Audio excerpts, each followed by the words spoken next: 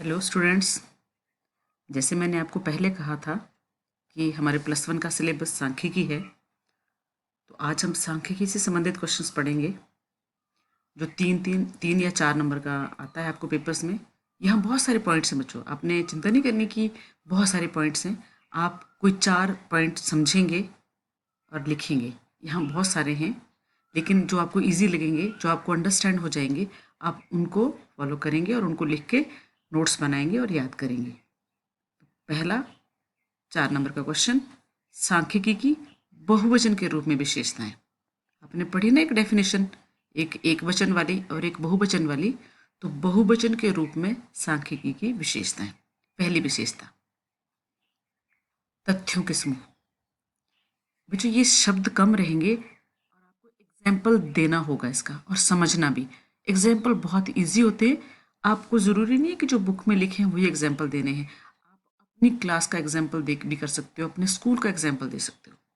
तो पहला पॉइंट है तथ्यों के समूह। जो सांख्यिकी है वो तथ्यों के समूह होते हैं। अकेली संख्या को हम सांख्यिकी नहीं कहते, क्योंकि अकेली संख्या से कोई परिणाम ही नहीं निकल सकता। इसीलिए अनेक तथ्यों से संबंधित संख्याओं को सांख्यिकी कहा जाता है, क्योंकि हम उनकी आपस में तुलना जो कर सकते हैं। जैसे अगर कहें कि एक कॉलेज में 1000 विद्यार्थी हैं, तो उससे क्या निष्कर्ष निकलेगा? कुछ नहीं। लेकिन अगर ये कहेंगे कि 1000 विद्यार्थी हैं कॉलेज में, उनमें से 300 बीए के हैं, 400 बीकॉम के हैं और 300 बीएससी के हैं, तो क्या होगा? हम तुलना कर पाएंगे ना कि आर्ट्स वाले कॉमर्स से कम हैं या बराबर हैं, कि बीएससी वाले और आर्ट्स वाले एक बराबर हैं और बीकॉम वाले उनसे ज़्यादा हैं, कॉमर्स वाले बच्चे ज़्यादा हैं। ये तुलना कर पाए ना हम। इस प्रकार एक और एग्जाम्पल दिया, आप ये छोटे वाला एग्जाम्पल ही लिख सकते हो, एक एग्जाम्पल काफ़ी होगा। इसका दूसरा पॉइंट है संख्याओं में व्यक्त। बच्चों सांख्यिकी क्या है? संख्यात्मक सूचनाओं का भंडार, अर्थात सांख्यिकी को संख्याओं में व्यक्त किया जाता है, सिर्फ संख्याओं में। छोटा बड़ा, गुण दोष, अमीर गरीब, अच्छा बुरा, इसमें सांख्यिकी को प्रकट नहीं किया जाता। देखो एग्जाम्पल दिया है कि अगर हम कहें कि इरफान पठान लंबा है और सचिन छोटा, तो ये सांख्यिकी नहीं है। लेकिन अगर उसकी लंबाई और उसके छोटे होने की को हम अंकों में व्यक्त करेंगे, तो हम उसका जो कंपैरिजन कर पाएंगे, तुलना कर पाएंगे, तो वो सांख्यिकी होगी। जैसे यहाँ लिखा है इरफान पठान की लंबाई 6 फुट 2 इंच है और सचिन की 5 फुट 4 इंच, तो ये कथन सांख्यिकी कहलाएंगे। एग्जाम्पल इजी हैं और आपको समझ में आएंगे। तीसरा पॉइंट है अनेक कारणों से प्रभावित। ये जो सांख्यिकी है उस पर किसी एक बात का प्रभाव नहीं पड़ता, बल्कि अनेक कारणों से ये प्रभावित होती है। ऐसा इस कारण हुआ कि अगर एक कारण से वो प्रभावित होगी और हम उस कारण को हटा देंगे, तो उसका कोई महत्व नहीं रहेगा। इसीलिए जो आंकड़े होते हैं वो कई कारणों से प्रभावित होते हैं। एग्जाम्पल दिया है, जैसे कीमतों में 30% की वृद्धि होगी, उसके क्या कारण हो सकते हैं? एक नहीं, अनेक। जैसे पूर्ति में कमी हुई होगी, मांग में वृद्धि हो गई होगी, बिजली में कमी हुई होगी, श्रमिकों को अधिक मजदूरी देनी पड़ी होगी, या करों में वृद्धि। आप कोई 2 पॉइंट लिखें, कोई 2 या 3 कारण लिख दें। नेक्स्ट पॉइंट है इसका उचित मात्रा में शुद्धता। सांख्यिकी का एक और विशेषता है कि जब हम सांख्यिकी में आंकड़ों को एकत्रित करते हैं, तो उसमें प्रॉपर शुद्धता होनी चाहिए। देखो शुद्धता का एग्जाम्पल दिया है। मान लो अगर 5 किलो मिठाई तोली जाती है, तो उसमें अगर 1 किलो का फर्क होगा कि 5 किलो की जगह 4 किलो ही मिठाई हुई, ये तो अशुद्धता हुई। लेकिन अगर 5 क्विंटल मिठाई है और उसमें 1 किलो का अंतर आ जाएगा, तो वो अशुद्धता नहीं होगी।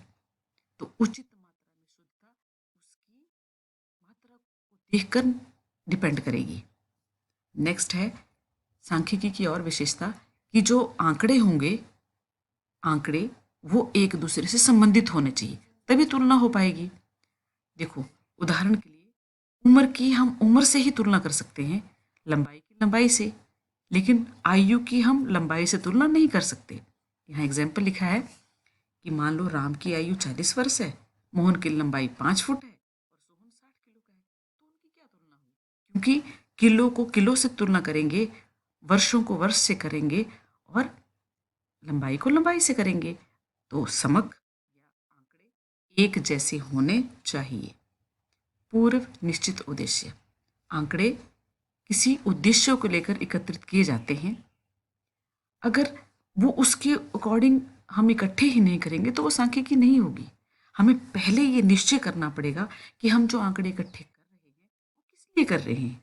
अगर हम एक गांव में लोगों के पास जाएंगे और उनके बारे में जानकारी प्राप्त करेंगे, हमें ये पता होना चाहिए कि किस उद्देश्य के लिए हम उन आंकड़ों को इकट्ठे कर रहे हैं।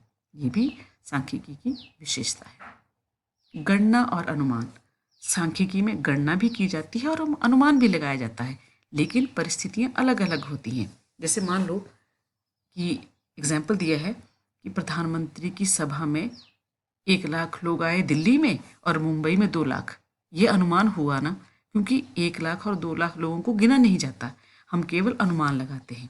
लेकिन यहाँ चलेगा अनुमान पद्धति, लेकिन जो कक्षा के विद्यार्थी होते हैं वहाँ तो गणना की जाती है। इसीलिए अगर छोटे क्षेत्र है तो वहाँ गणना होगी और जहाँ विस्तृत क्षेत्र है वहाँ अनुमान लगाया जाएगा। लास्ट पॉइंट है व्यवस्थित रूप से संकलित। कहते हैं कि आंकड़ों को जब एकत्रित करना हो उसको सिस्टमेटिक ढंग से करना पड़ता है। जैसे आपके एडमिशन करते हैं तो हम क्या करते हैं, सबसे पहले कौन सी क्लास में एडमिशन ले रहे हो, कौन सा सब्जेक्ट ले रहे हो, आपने पिछली क्लास में कौन से कितने अंकों से पास की है, आप किस एरिया के हो। तो जब भी आंकड़े इकट्ठे किए जाते हैं उनको सिस्टमेटिक ढंग से इकट्ठा किया जाता है। ये सांख्यिकी की विशेषता है। तो जो ये 8 पॉइंट है आप 5 लिखिए और वो लिखिए जो आपको समझ में आ रहे हों और उनको आपने याद भी करना है। तो ये आपका 4 नंबर का क्वेश्चन कंप्लीट हो गया। इसके पश्चात हम नेक्स्ट क्वेश्चन करेंगे, ये जो सांख्यिकी है उसका अर्थशास्त्र में क्या महत्व है। अर्थशास्त्र क्या है, आपकी इकोनॉमिक्स, और सांख्यिकी क्या है, स्टैट। तो ये जो विषय अब आप +1 में पढ़ रहे हो उसका अर्थशास्त्र में क्या महत्व है। पहला, आर्थिक समस्याओं की परिमाणात्मक अभिव्यक्ति। ये कहते हैं कि अगर हम किसी भी समस्या को लेते हैं, चाहे वो बेरोजगारी की है, कीमत में वृद्धि की है या घटते हुए निर्यात की है, इससे पहले जो अर्थशास्त्री हैं वो उनका परिमाणात्मक अभिव्यक्ति करते हैं। परिमाणात्मक मतलब क्वांटिटी में, कि अगर ऐसा हुआ तो क्या होगा, कि कौन से साल में कितने जनसंख्या बेरोजगार है और अगले अगले उसके लिए हमने क्या योजनाएं बनानी है, कि कितने प्रतिशत लोग काम कर रहे हैं, कितने बेरोजगार हैं। मतलब हर बात को हमने संख्याओं में व्यक्त करना है, उसका एक परिमाण करना है, उसको मापना है। दूसरा महत्व अर्थशास्त्र में सांख्यिकी का, अंतर क्षेत्रीय और अंतर समय तुलनाएं। अर्थशास्त्री समस्याओं को केवल जानते ही नहीं है कि कितनी समस्या है, बल्कि उनका कंपैरिजन भी करते हैं, एक क्षेत्र का दूसरे क्षेत्र से, पिछले सालों से अगले साल का। कहा जाता है ना कि पंजाब की तुलना में हिमाचल के लोगों की आय कम है, तो हो गया क्षेत्र वाला, क्षेत्र की तुलना। अगर हम ये कहें कि 2005 में कम बेरोजगार थे और 2020 तक पहुंचते पहुंचते बेरोजगारी बढ़ गई है, तो हमने समय की तुलना की। तो अर्थशास्त्र में अगर सांख्यिकी के आंकड़े होते हैं तभी हम ऐसी तुलनाएं कर सकते हैं।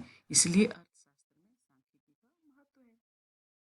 कारण परिणाम संबंध ज्ञात करना। अर्थशास्त्री क्या करते हैं, आंकड़े इकट्ठे करते हैं और उनके संबंध ज्ञात करने की कोशिश करते हैं। चलो पहले क्या किया कि हमने संख्याएं इकट्ठी कर ली किसी भी क्षेत्र की, फिर जाना कि वहां के लोगों की क्या समस्या है। अर्थशास्त्री ने ये जान लिया कि मांग में कमी है, तो सरकार को क्या करना चाहिए। अगर किसी क्षेत्र की मांग में कमी है तो वहां की मांग के स्तर को बढ़ाने के लिए सरकार क्या करे, निवेश करे, क्योंकि निवेश में कमी होने से मांग में कमी होती है। तो ये कैसे जाना, सांख्यिकी से जाना। नंबर नेक्स्ट है, देखो आर्थिक सिद्धांतों या आर्थिक मॉडल का निर्माण। आर्थिक सिद्धांत क्या है, ये संख्यात्मक आंकड़ों के विभिन्न समूहों के बीच में स्थापित संख्यात्मक संबंध हैं जो आर्थिक महत्व के निष्कर्ष प्रस्तुत करते हैं।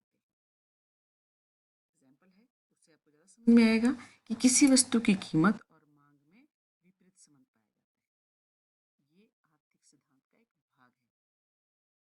कैसे ज्ञात करेंगे इसको, ये सांख्यिकी से ज्ञात करेंगे और ये अर्थशास्त्र के अध्ययन का एक विषय हो जाएगा। है आर्थिक भविष्यवाणी।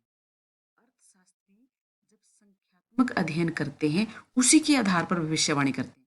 देखो, जो सांख्यिकी के आंकड़े इकट्ठे होते हैं ना, उनके आधार पर जो अर्थशास्त्री हैं वो भविष्यवाणी करते हैं, ज्योतिषी की तरह नहीं, लेकिन आंकड़ों के आधार पर। मान लो अर्थशास्त्री ने संख्यात्मक आंकड़े इकट्ठे किए और उसके आधार पर भविष्यवाणी की। आप इस बात को शायद समझ नहीं रहे होंगे कि एक क्षेत्र में गए, वहाँ ये जाना कि उत्पादन में कमी हो रही है कृषि के, तो उसके आधार पर जो अर्थशास्त्री हैं वो भविष्यवाणी करेंगे कि उस क्षेत्र में धन लगाओ ताकि वहाँ के उत्पादन में वृद्धि हो जाए। नीतियों का निर्माण। देश का जो वित्त मंत्री है वो टैक्स ज़्यादा लगाए या कम लगाए, इसका निर्णय भी आंकड़ों के आधार पर ही करता है। तो नीतियों के निर्माण के लिए भी सांख्यिकी का अर्थशास्त्र में विशेष महत्व। इसके भी आपने 4 पॉइंट लिखने जो आपको इजी लगे। इस चैप्टर का नेक्स्ट क्वेश्चन, सांख्यिकी की सीमाएं, लिमिटेशंस, मतलब ऐसी समस्याएं। सीमाओं का मतलब होता है जो इसकी कमियां हैं।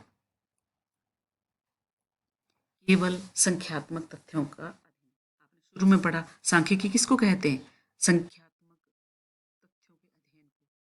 तो यहाँ केवल संख्याओं का अध्ययन होता है, ईमानदारी, मित्रता, बुद्धिमत्ता, अमीर गरीब, देश प्रेम आदि का अध्ययन नहीं होता। दूसरा जो विशेषताओं वाला पॉइंट था, केवल समूहों का अध्ययन। सांख्यिकी के अंतर्गत संख्यात्मक तत्वों के समूहों का अध्ययन होता है, किसी एक इकाई का नहीं। सेम टू सेम वैसा ही आप स्कूल का एग्जाम्पल लिखिए, बार बार आप एग्जाम्पल ना बदलिए। आंकड़ों की एकरूपता या सजातीयता का होना आवश्यक शर्त है। इसका मतलब है कि सांख्यिकी में आंकड़ों की तुलना तभी होगी जब वो एक जैसे गुण के होंगे, अदरवाइज तुलना नहीं की जाएगी। इन्होंने एग्जाम्पल लिखा है कि कपड़े के उत्पादन का अनाज के उत्पादन की मात्रा से तुलना नहीं कर सकते, क्योंकि कपड़े का उत्पादन कैसे होता है, मीटर्स में होता है, जबकि अनाज का उत्पादन तो टनों में होता है। तो हम उनकी मात्राओं की तुलना नहीं कर सकते, ये भी सीमा है। ये कहते हैं कि परिणाम केवल औसतन सत्य होते हैं। जो सांख्यिकी से जो हम परिणाम निकालते हैं वो औसत के रूप में सही होते हैं, अलग अलग नहीं। अगर हम ये कह दें कि भारत में प्रति व्यक्ति जो आय है वो 18,000 प्रति वर्ष है, तो इसका मतलब ये थोड़ी है कि पूरे भारत के लोगों की आय साल में 18,000 ही है, ऐसा नहीं है। ये औसत है, कईयों की तो 18 लाख भी होगी और कईयों की 800 रुपये भी होगी। तो ये जो निष्कर्ष होते हैं वो केवल औसत के रूप में होते हैं। नेक्स्ट है, बिना संदर्भ के निष्कर्ष गलत हो सकते हैं। जब भी हम सांख्यिकी के निष्कर्षों का अध्ययन करते हैं तो कभी कभी वो असत्य भी सिद्ध हो जाते हैं। देखो, आपने एवरेज वाले क्वेश्चन किए होंगे, मीन वाले, समांतर माध्य वाले। ये कहते हैं कि एक व्यक्ति है, उसको पहले साल 1,000 लाभ हुआ, दूसरे साल 2,000 लाभ हुआ और तीसरे साल 3,000 लाभ हुआ। लेकिन एक और व्यक्ति है, कागज का व्यवसाय करता है, उसको पहले साल 3,000 लाभ हुआ, फिर 2,000 हुआ और तीसरे साल 1,000 हुआ। अब अगर आप संख्याओं को देखें तो अपोजिट सी हैं कि 1,000 जमा 2,000 जमा 3,000 का अगर औसत निकालेंगे तो कितना निकलता है, कितना निकलेगा, बराबर होगा ना। 3,000 और 2,000, 1,000 का भी बराबर ही होगा, औसत 2,000। लेकिन एक को लाभ हो रहा है, एक को हानि। इसीलिए ये जो निर्णय लिया है बिना संदर्भ वाला, उसके निष्कर्ष गलत निकलते हैं। ये जो सांख्यिकी है बच्चों, उनको केवल एक्सपर्ट लोग इस्तेमाल कर सकते हैं। अगर जो व्यक्ति एक्सपर्ट नहीं है वो इन आंकड़ों का प्रयोग करे तो उसके नतीजे गलत निकल सकते हैं। एंड भी वही है कि आंकड़ों का दुरुपयोग हो सकता है। ये गीली मिट्टी के समान है, इससे चाहे हम एक देवता बना ले चाहे शैतान, कुछ भी निर्णय हो सकता है, निष्कर्ष कुछ भी निकल सकता है। तो आपने 3 क्वेश्चन किए हैं, एक विशेषताएं, एक अर्थशास्त्र में सांख्यिकी का महत्व और तीसरा है सीमाएं। ये 4-4 मार्क्स के क्वेश्चन है। सभी बच्चे इन क्वेश्चन को नोट्स के रूप